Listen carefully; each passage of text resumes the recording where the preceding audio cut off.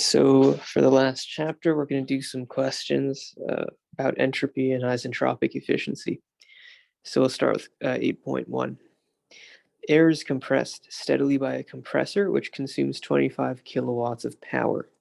The air temperature is maintained constant at 25 degrees Celsius during this compression process as a result of the heat transfer to the surroundings at 17 degrees Celsius. Determine the rate of change determine the rate of entropy change of the system. Okay, so let's open a thing here. Oh, here we go. Okay, so we know that the rate of change of entropy is Q over Q being the heat that's transferred divided by the temperature at which that heat transfer takes place.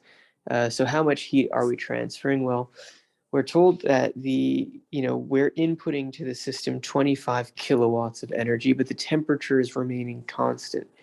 So that means that we have to also be rejecting 25 kilowatts, otherwise the temperature would be increasing. So the temperature is constant, we're putting in 25 kilowatts, but we're rejecting 25 kilowatts. And they even say in the question that this is happening because of a result of heat transfer out of the system.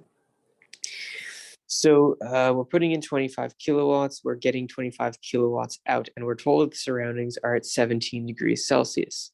Now, the only heat transfer in this case is the Q out. There is no Q in because there's work in, but there's only Q out. So the only thing that can contribute to changing the entropy is that Q out. In this case, that's 25 kilowatts. So it's really, really simple. Remember that delta S equals Q over T. Now this is a Q out, so of course by convention Q is negative, so it's going to be, it's a little bit too high there. It's going to be negative 25 kilowatts divided by 17 degrees Celsius. No, divided by 17 plus 273 to get us to Kelvin. So that comes out to 290 Kelvin.